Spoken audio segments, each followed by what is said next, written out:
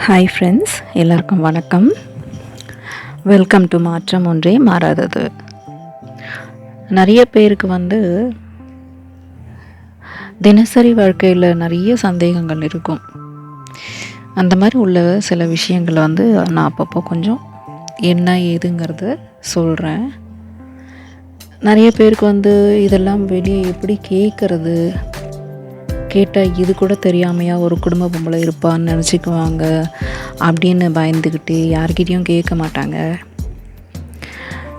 அந்த மாதிரி இருக்கிறவங்களுக்கு இது கொஞ்சம் யூஸ்ஃபுல்லாக இருக்கும்னு நினைக்கிறேன்.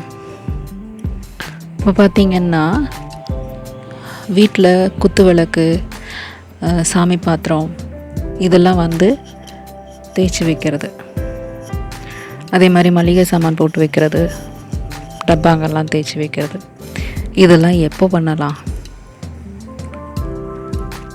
மாப் போடுறது, ஒட்டடை அடிக்கிறது, இந்த மாதிரி நிறைய விஷயங்கள் இருக்குது. மளிகை சாமான் போட்டு வைக்கிறதுன்னு பார்த்திங்கன்னா, இந்த காஃபி தூள், டீ தூள், சின்ன சின்ன ஐட்டம்ஸ் இதெல்லாம் நீங்கள் யோசிக்க தேவையில்லை.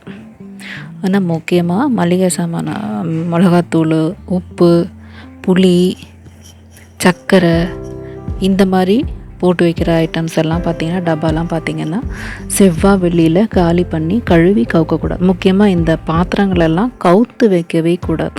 சாமி பாத்திரங்களும் அப்படித்தான். செவ்வாய் வெள்ளியில் தேய்க்கக்கூடாது, கவுத்து வைக்கவும் கூடாது. நேராக தான் வைக்கணும். இல்லாட்டி சைட்லேயாச்சும் படுக்க போட்டு வைக்கலாம், தண்ணி வடியணும் அப்படின்னு நினச்சிங்கன்னா. உடனே துடைச்சி வச்சிட்டிங்கன்னா அந்த தண்ணியோட திட்டுலாம் இல்லாமல் அப்படி நீங்கள் எப்படி தேய்ச்சிங்களோ அதே மாதிரி பளபளன்னு இருக்கும்.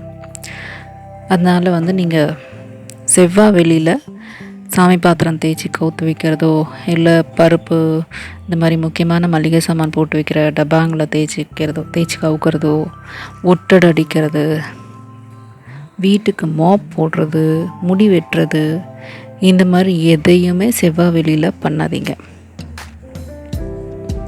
எனக்கு தெரிஞ்சு நான் பார்த்த 2 வீட்டில் நான் எக்ஸ்பீரியன்ஸ் பண்ண விஷயங்களை நான் சொல்கிறேன். ஒருத்தங்க வீட்டில் எப்போதுமே வியாழக்கிழமை தான் சாமி பாத்திரங்களை தேய்ப்பாங்க, வியாழக்கிழமை தான் மாப் போடுவாங்க. தேய்ச்சி வச்சுட்டு அன்றைக்கே குங்குமம், மஞ்சள் குங்குமத்தை வச்சுடுவாங்க விளக்குக்கெல்லாம். அப்புறம் பார்த்திங்கன்னா, இன்னொரு வீட்டில் செவ்வாய்க்கிழமை, வெள்ளிக்கிழமை தான் வீட்டை மாப் போடுவாங்க, கழுவி தடுவாங்க, இல்லை சாமி பாத்திரங்களை தேய்ச்சி வைக்கிறது, இதெல்லாம் செவ்வாய் வெளியில் தான் செய்வாங்க. இந்த 2 வீட்டுக்கும் பார்த்திங்கன்னா, இவங்களும் ரெகுலராக பூஜை பண்ணுறவங்க தான், அவங்களும் ரெகுலராக பூஜை பண்ணுறவங்க தான், எல்லாமே வீட்டை சுத்தமாக வைக்கிறது எல்லாமே பண்ணுறவங்க தான். ஆனால் இந்த வியாழக்கிழமை கழுவி வைக்கிறவங்க வீடை பார்த்திங்கன்னா அவ்வளோ ஒரு செல்வ செழிப்பாக இருந்தாங்க. எந்த நாளும் அவங்களுக்கு எந்த ஒரு குறையுமே இல்லை. புருஷன் நல்ல அனுசரணையான புருஷன், பிள்ளைங்க நல்லா படித்து வெளிநாட்டில் வேலை. இப்போ வரைக்குமே அவங்களுக்கு 70 வயசாக போகுது. இப்போ வரைக்குமே எந்த ஒரு குறையுமே இல்லை அவங்க வாழ்க்கையில். அந்த மாதிரி இருக்காங்க. இந்த செவ்வாய் வெளியில் தேய்க்கிறவங்க பார்த்திங்கன்னா, அவங்களுக்கு பெருசாக கஷ்டம்னு எல்லாம் சொல்ல முடியாது.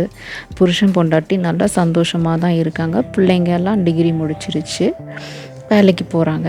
ஆனால் வாங்குகிற சம்பளம் அவங்க வீட்டு செலவுக்கு சரியாக இருக்குங்கிற மாதிரி தான் இருந்தாங்க. சேர்த்து வைக்க முடியாதுங்கிற மாதிரி கொஞ்சம் கஷ்டப்பட்டு வீட்டை கட்டிட்டாங்க. ஒரு தங்கறதுக்கு ஒரு வீடு, அவ்வளோதான்.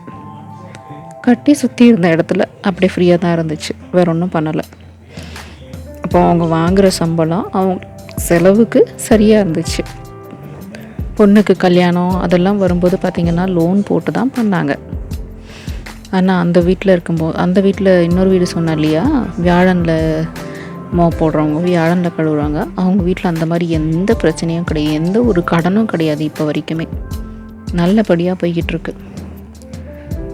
ஸோ இது ரொம்ப முக்கியமாக நீங்கள் பார்க்க வேண்டிய விஷயம். நகம் வெட்டுறதாகட்டும், முடி வெட்டுறதாகட்டும், எதையுமே செவ்வாய் வெளியில் பண்ணாதீங்க. அதே மாதிரி வீட்டுக்குள்ளே உட்காந்து நகம் வெட்டாதீங்க. சிலர் ஜஸ்ட்டு முடி ரொம்ப கசகசான்னு இருக்குதுன்னு சொல்லிட்டு கீழே மட்டும் ஃப்ளாட்டாக வெட்டிக்குவாங்க. அது கூட வீட்டுக்குள்ளே வெட்டாதீங்க, வெளியே வெட்டுங்க. நகம் வந்து வீட்டில் தரையில் படக்கூடாதுன்னு சொல்லுவாங்க, விழக்கூடாதுன்னு சொல்லுவாங்க, அது தரித்திரம்னு சொல்லுவாங்க. அதனால் வீட்டுக்குள்ளே நகம் வெட்டாதீங்க, முடி வெட்டாதீங்க. அதே மாதிரி முடி வெட்ட வெளியே போகிறீங்கன்னா, எங்கள் வீட்டிலலாம் பாத்ரூம் வந்து உள்ளே இருக்குது. வீட்டுக்குள்ளே வந்து ஹால் தாண்டி கிச்சன் தாண்டி எல்லாம் வந்தால் தான் பாத்ரூம்குள்ளே போக முடியும். அந்த மாதிரி தான் வீடு. அதனால் அந்த மாதிரி போகிறதுக்கு முன்னாடி வாசலில் கொஞ்சம் தண்ணி வச்சுட்டு போங்க. உள்ளே வரத்துக்கு முன்னாடி தண்ணி தெளிச்சிட்டு உள்ளே வந்துக்கோங்க.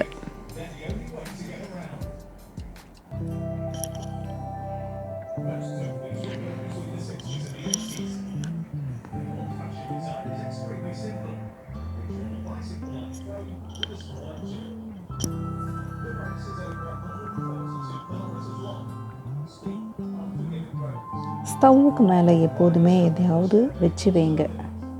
ஸ்டவ்வை வெறுமனே வச்சு வைக்காதீங்க. ராத்திரியில் படுக்கிறதுக்கு முன்னாடி ஏதாவது சமைச்சது நம்ம வீட்டில் கண்டிப்பாக மிச்சம் இருக்க தான் செய்யும். அந்த பாத்திரங்களை வந்து ஸ்டவ்வுக்கு மேலே வச்சுட்டு படுத்துப்பாங்க. ஸ்டவ்வை வந்து திறந்தபடி வைக்கக்கூடாதுன்னு சொல்லுவாங்க. அதனால் எதுவுமே இல்லாட்டியும் கூட ஒரு தட்டு வச்சாவது மூடிட்டு படுங்க. இப்போல்லாம் ஸ்டவ் வந்து அந்த மாதிரி ஸ்டவ்ஸே வருது இல்லையா, தட்டு வச்சு மூடுற மாதிரி இருக்கும். அந்த மாதிரி ஸ்டவ்வை அந்த மாதிரி தட்டையாவது வச்சு மூடி வைங்க. ஸ்டவ்வை வந்து ராத்திரியில் வெறுமனே வச்சுட்டு படுக்கக்கூடாது.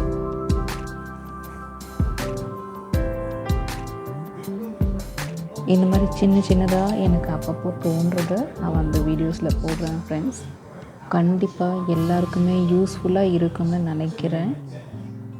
ட்ரை பண்ணி பாருங்கள். உங்கள் வீட்டில் கண்டிப்பாக நிறைய சேஞ்சஸ் தெரியும் உங்களுக்கு. வீடியோ பிடிச்சிருந்துச்சுன்னா லைக் பண்ணுங்கள், கமெண்ட் பண்ணுங்கள், சப்ஸ்கிரைப் பண்ணுங்கள். இப்போ பாருங்கள், இந்த ஸ்டவ் மேடையை தொடச்சிக்கிட்டு இருக்கேன். எவ்வளோ அழுக்காக இருந்துச்சு பார்த்தீங்களா?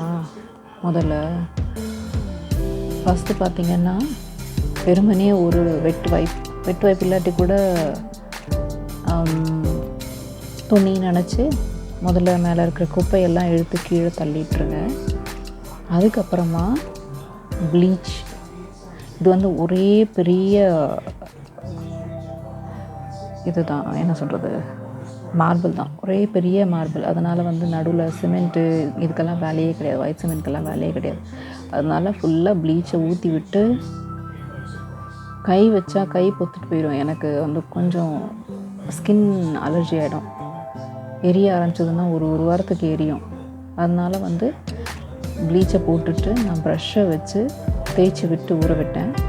அதுக்கப்புறமா ஒரு வைப் இல்லை துணி, அதில் வந்து சாமான் தேய்க்கிற சோப்பு இருக்கு இல்லையா, லிக்விடு, அதை வச்சு தேய்ச்சி விட்டுட்டு அதுக்கப்புறமா துணியை நனைச்சி தொடச்சி எடுத்துட்டேன். பார்த்திங்கன்னா எவ்வளோ அழுக்காக இருந்தாலும் எல்லாமே போயிடும், க்ளீனாக ஆகிடும். ஸ்டவ்வும் எந்த கிளாஸ் ஸ்டவ் தான், ஸ்டீல் கிடையாது. ஸ்டீலில் ப்ளீச் ஊற்றுனீங்கன்னா ஒரு மாதிரி ஆகிடும். என்னோடது கிளாஸ் ஸ்டவ் தான். அதனால் ஸ்டவ்வையும் வச்சு அதிலே தொடச்சிடுவேன். ஒன்றுமே ஆகாது, பல ஆகிடும். இந்த மாதிரி நிறைய இருக்குது ஃப்ரெண்ட்ஸ். தெரியாமல் நிறைய வந்து தப்பாக செய்கிறோம். இதெல்லாம் வந்து நீங்கள் தெரிஞ்சுக்கணுங்கிறதுக்காக நான் சின்னதாக எனக்கு தெரிஞ்ச விஷயங்களை ஷேர் பண்ணிகிட்டு இருக்கேன். கண்டிப்பாக எல்லாருக்குமே யூஸ்ஃபுல்லாக இருக்கும்னு நம்புகிறேன். பிடிச்சிருந்துச்சுன்னா லைக் பண்ணுங்கள், கமெண்ட் பண்ணுங்கள், சப்ஸ்கிரைப் பண்ணுங்கள். பக்கத்தில் பெல் ஐக்கானை ப்ரெஸ் பண்ணிக்கோங்க. அப்போது நான் போடுற வீடியோஸ் உங்களுக்கு அப்பப்போ அப்டேட் காட்டும். யூஸ் பண்ணிக்கலாம் இல்லையா? Thank you friends. Bye. Have a nice day.